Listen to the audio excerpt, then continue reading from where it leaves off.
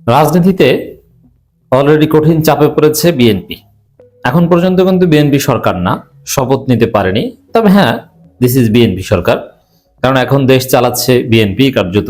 ইউনূস সরকার নাও পুরোপুরি ধইঞ্চে, প্রশাসন পুরোপুরি বিএনপির দখলে, এবং বিএনপি অলরেডি সৎ অফিসার যারা আছে তাদেরকে বের করে দিচ্ছে। মন্ত্রী পরিষদ সচিবকে বের করে দিয়েছে, তাকে টার্মিনেট করে দিয়েছে, এবং তাদের যে দলীয় লোকজন আছে একদম নির্লজ্জ দলীয়করণ শুরু করেছে প্রশাসনে।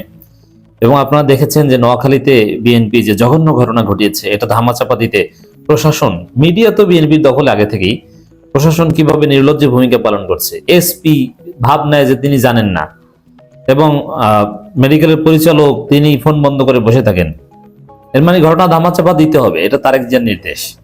তো দর্শক, হোয়াটএভার, এখানে এই পরিস্থিতিতে বিএনপির যে অপশাসনের নমুনা আমরা দেখতে পাচ্ছি, তাতে বিএনপি অলরেডি চাপে পড়েছে। আমার কাছে যেটা মনে হয় যে বিএনপি সরকার গঠন করার সাথে সাথে রাজনীতিতে চালকের আসনে থাকবে জামাত এনসিপি, এবং জনগণ জামাত এনসিপির উপরে আস্থা রাখবে, তাদের দিকে ঝুঁকে পড়বে এবং বিএনপির প্রতি প্রচন্ড বিরক্ত হবে। অলরেডি দেখতে পাচ্ছি যে মানুষ কিভাবে ক্ষুব্ধ হয়ে পড়ছে বিএনপির উপর, তাদের অত্যাচার, জুলুম, নির্যাতনে মানুষ অতিষ্ঠ হয়ে পড়েছে। তবে এখানে যদি আওয়ামী লীগ থাকতো তাহলে বিএনপি মজা বুঝতো। তবে এখানে এনসিপি আছে, জামাত আগের চাইতে স্মার্ট। তো বিএনপি কঠিন চাপে থাকতে হবে। আমি একটা কথা বরাবরই বলি এবং এটা বারবার স্মরণ করিয়ে দিব, আমরা জনগণকে সচেতন করতে যে আলোচনা করি এখানেও বলছি, এবং আমরা বিএনপির সাথে এ বিষয়ে সরাসরি বসবো। বিএনপির অনেকে আমাদেরকে সমালোচনা করতে উৎসাহিত করছেন, এবং এটা চালিয়ে যাবো এট এনি কস্ট। তো সেখানে জামাত এনসিপির হাতে পায়ে ধরে সরকার চালানো ছাড়া বিএনপির সামনে আর কোনো উপায় নেই।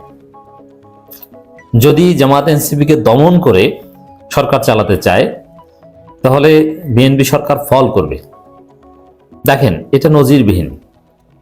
সরকার গঠনের আগেই বিক্ষোভের ডাক, শপথ পড়াবে হয়তো মঙ্গলবার, কিন্তু সোমবার জামাত বিক্ষোভের ডাক দিয়েছে, জামাত 11 দলীয় জোট, এবং ঢাকা বিশ্ববিদ্যালয় থেকে শুরু করে বিভিন্ন রাজনৈতিক দলের কার্যালয় থেকে বিক্ষোভ মিছিল রাজপথে ছড়িয়ে পড়েছে বিএনপির অপকর্মের বিরুদ্ধে, অন্যায়ের বিরুদ্ধে, জুলুমের বিরুদ্ধে।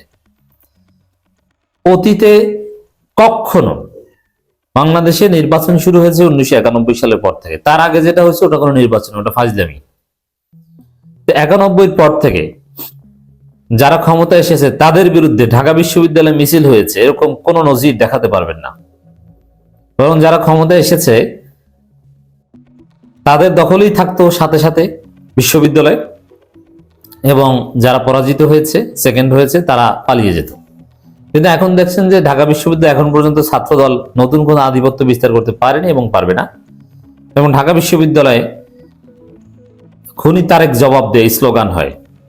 এটা থেকে স্পষ্ট যে ফেসিস্ট হয়ে ওঠার কোনো সুযোগ নেই, এবং তারেক রহমানকে সমালোচনা সহ্য করতে হবে। সমালোচনা যেমন আমরা তারেক রহমানের ইচ্ছা মতো সমালোচনা করব। এর মানে কি শুধু সমালোচনা শুনে চুপচাপ বসে থাকলে হবে? না, সমালোচনা গ্রহণ করতে হবে, ভালো হয়ে যেতে হবে, বিএনপি সন্ত্রাসীদেরকে লাইনে আনতে হবে, দমন করতে হবে। তো দর্শক, 11 দলীয় জোটের বিক্ষোভের ডাক ইটস ভেরি সিগনিফিকেন্ট। অলরেডি কিন্তু অনেকগুলো বিক্ষোভ হয়েছে, এবং দল জোট হিসাবে এখানে কিন্তু দেখেন বিক্ষোভ জামাত আলাদাভাবে করছেন, 11 দলীয় জোট। It's very significant.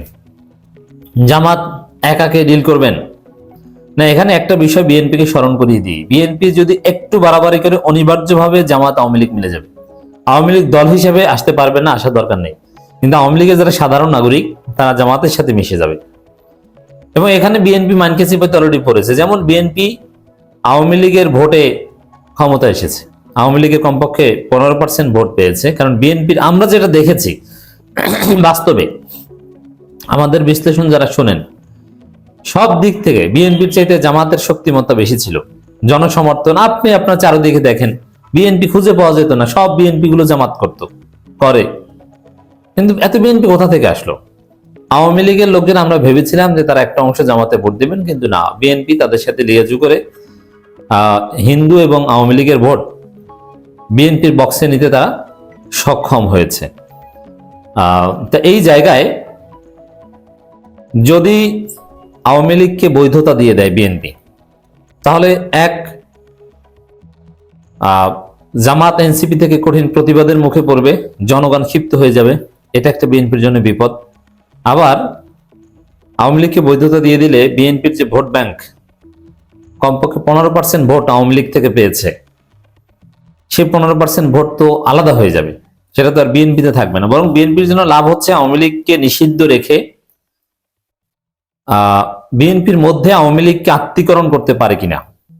যেমন আওয়ামী লীগের লোকজনের কোনো রাজনীতি করার সুযোগ থাকবে না, তাদের সুযোগ একটাই যে বাবারা তোমরা বিএনপি করো, যেরকম ভোট দিয়েছো 26 সালের 12 ফেব্রুয়ারি নির্বাচনে বিএনপি কে ভোট দিয়েছো, এখন তোমরা বিএনপিতে পদ পদবি নাও, কিন্তু জয় বাংলা আওয়ামী লীগ ওটা ভুলে যাও। এটা হচ্ছে বিএনপির জন্য লাভ। এটা এটা যদি করতে পারে ভালো, তাহলে আওয়ামী লীগের বিচার চালিয়ে যেতে হবে এবং তাদের উপর নিষিদ্ধ অবস্থা বহাল রাখতে হবে। এটা করতে গেলে আবার আন্তর্জাতিক সমস্যা আছে, কারণ বিএনপি অনেক মেকানিজম করে ক্ষমতা এসেছে, ভারতকে কনভিন্স করে ক্ষমতা এসেছে এবং আওয়ামী লীগের ভোট নিয়ে ক্ষমতা এসেছে।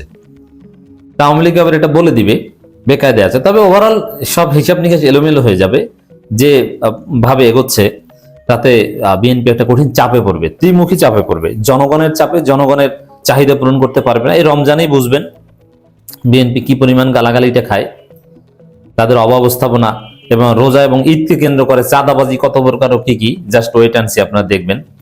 সবচেয়ে বেশি এখন জামাতের সাথে তো আর চাঁদাবাজি নিয়ে মারামারি হবে না, চাঁদাবাজি নিয়ে জাস্ট আমরা কিছু লোক বলবো এই, আর মিডিয়াগুলো রিপোর্ট করবে না, সমস্যা নাই, আমরা বলবো জাস্ট। কিন্তু খেলাটা হবে বিএনপির দুই গ্রুপে, দেখবেন যে বিএনপির দুই গ্রুপে মারামারিতে দেশে কি অবস্থা সৃষ্টি হয়, জাস্ট ওয়েট অ্যান্ড সি। এই পরিস্থিতিতে চতুর্মুখী চাপে পড়বে বিএনপি, জনগণ থেকে যাবে বিএনপির দুই গ্রুপের কোন্দল, আর আওয়ামী লীগকে যে আশ্বাস দিয়ে ভোট পেয়ে জিতেছে ওই আশ্বাস রক্ষা করতে পারবে না, বরং আওয়ামী লীগকে নিষিদ্ধই রাখতে হবে, বরং আরো দমন পীড়ন করে ভয় দেখিয়ে বিএনপিতে ফেরাতে হবে। তো এতে আওয়ামী লীগের একটা বড় অংশ অনিবার্যভাবে এবার জামাতের সাথে মিশে যেতে পারে বা জামাতের সাথে এক ধরনের পরোক্ষ জোট করতে পারে, তো সেটা সামাল দেওয়া কঠিন হয়ে যাবে। আর জামাত এনসিপি জোট তো আছেই, এবং তারা মাঠে নামছে। বিএনপির যে কর্ম, ডাকসু হুঁশিয়ারি দিয়েছে তারা প্রতিরোধ করবে, তারা জনগণকে সাথে নিয়ে আন্দোলন গড়ে তুলবে, গণপ্রতিরোধ গড়ে তুলবে বিএনপির অপকর্মের বিরুদ্ধে। এবং জামাত এনসিপি অলরেডি বিক্ষোভের ডাক দিয়েছে। তো এতে সব মিলিয়ে সরকার গঠন করার আগেই তো বিএনপি কঠিন চাপে পড়েছে।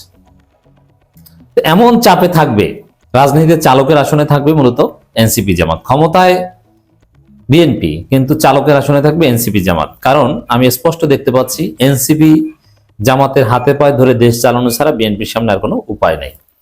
অতএব এনসিপি জামাতের লোকজনের উপর যারা হামলা করেন তাদের জন্য বলছি যে আপনার ক্ষমতাই তো থাকছে না এনসিপি জামাতের সহায়তা ছাড়া, রাষ্ট্রই তো চলছে না, আপনি হামলা করেন, বিএনপি তারেক রহমানই আপনাকে ধরতে বাধ্য হবে 2 দিন পর।